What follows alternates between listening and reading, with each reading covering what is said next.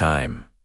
It's the one thing that rules all of us. You can't see it, you can't touch it, but you feel it constantly ticking, slipping, controlling every move you make. You wake up to it, you race against it, and you measure your entire life by its rhythm. But here's the strange thing. The very clocks you've trusted all your life, the big public clocks hanging above railway stations, city squares, government buildings, schools, and churches, they're wrong. Not just once in a while. Not just when they're broken, but systematically, deliberately, and historically wrong. And this is not a glitch, it's a feature of human history itself. So why are the clocks wrong? And how did we end up living in a world where even something as precise as time is designed to deceive us? Buckle up, because the story you're about to hear will forever change the way you look at that ticking hand. It all begins long before the first tower clock was ever built. Imagine a world where people didn't live by the exact second, but instead by the rise of the sun, the crow of a rooster, or the shadow cast by a stick in the ground. Ancient civilizations didn't care about seconds or even minutes. Time wasn't something to measure, it was something to feel. In ancient Egypt, giant obelisks acted as public clocks, but they only told you one thing, whether it was morning, noon, or evening. Sundials in Rome gave a little more detail, but they were crude, inconsistent, and dependent on good weather. In fact, historians found that different Roman cities had different local times, because each sundial was calibrated to the sun in its own region. Noon in one city wasn't noon in another. Time was a local experience. Flexibly, imprecis, human. And that flexibility is exactly what we've been losing ever since. Fast forward to medieval Europe. This is where the first mechanical tower clocks appeared in public squares. Giant contraptions with heavy weights and swinging pendulums, built more to impress than to serve. They didn't even have minute hands.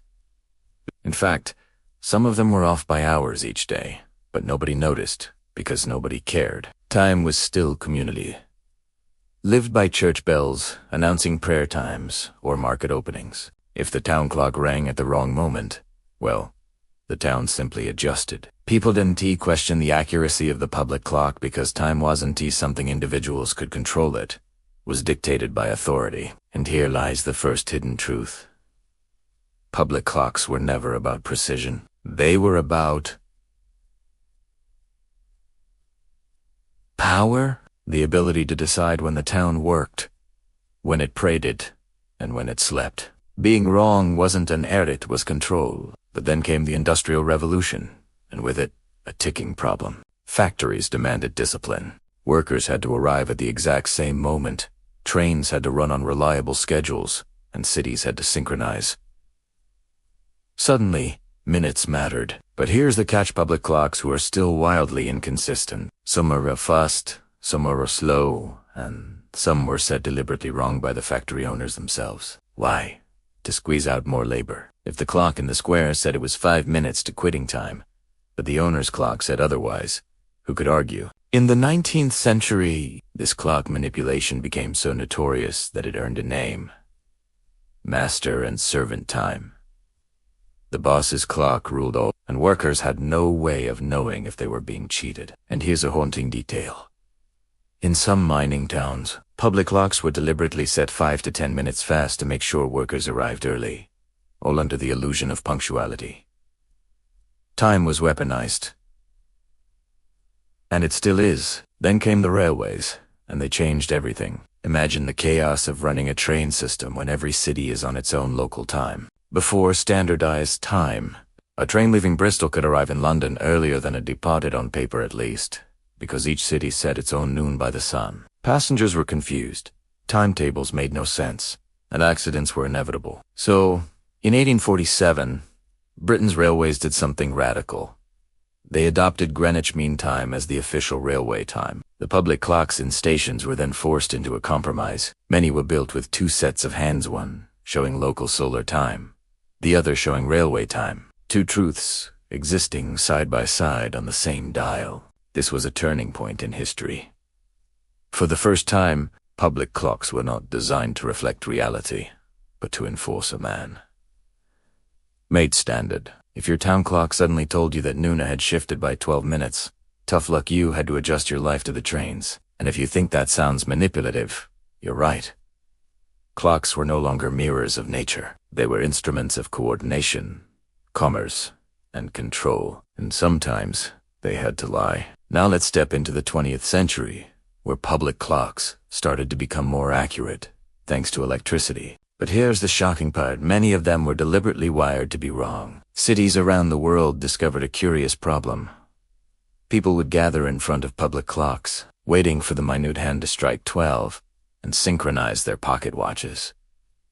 But electricity grids weren't stable. Power surges, outages, and frequency variations meant that electrically driven public clocks could drift minutes or even hours off. To compensate, city officials sometimes adjusted them arbitrarily, not to make them accurate, but to keep them close enough so people wouldn't panic. And in some cases, clocks in different districts were deliberately unsynchronized to prevent crowds from overwhelming public spaces all at once.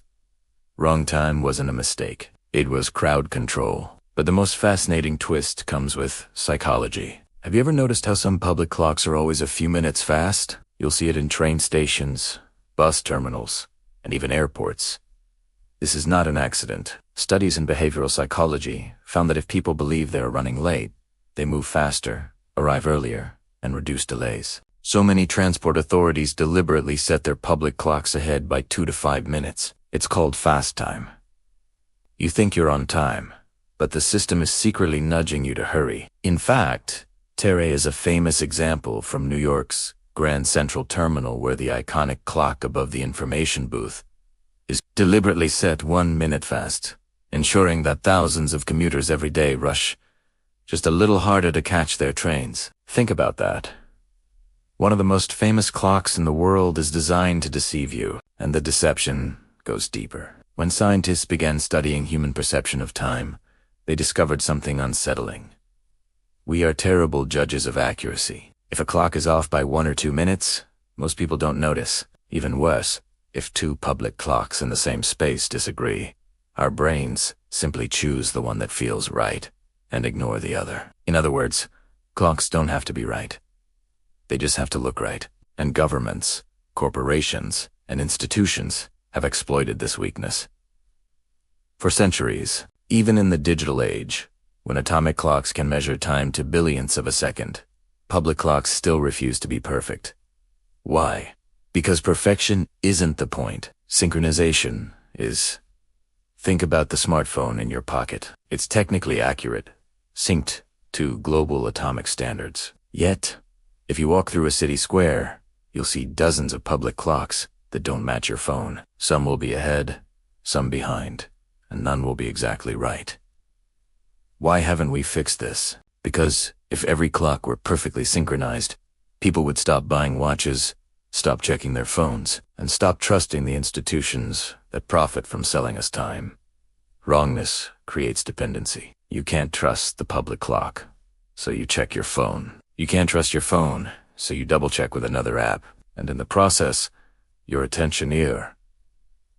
Most precious currencies captured again and again. Here's where the conspiracy deepens. In 2017, a study by researchers in Switzerland found that many public clocks were deliberately maintained at slightly wrong times, not because of mechanical issues, but because of bureaucratic indifference. City officials admitted that perfect timekeeping wasn't worth the cost. Instead, clocks were set good enough to reassure the public, while true time was outsourced to smartphones, internet services, and official broadcasts. Public clocks, once the guardians of truth, have now been demoted to stage props. They look like they're keeping time, but they're only keeping appearances. And maybe that's the most shocking truth of all. Clocks were never about truth. From sundials, casting shifting shadows, to medieval towers, imposing authority, to railway clocks, forcing standardization, to psychological nudges in train stations, clocks have always lied. They were built not to tell you what time it is,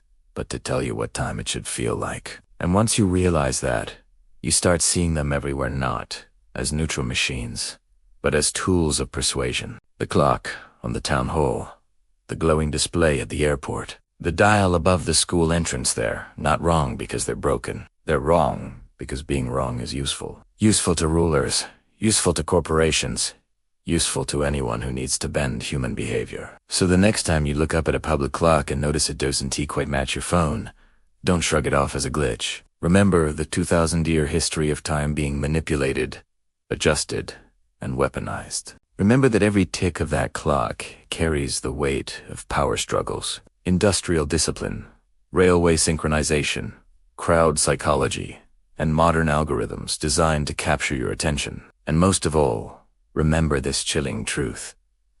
Public clocks were never built to serve you. They were built to control you. And if that realization just made you glance nervously at the nearest clock, congratulations, you've just stepped outside the illusion. The question now is, will you ever look at time the same way again?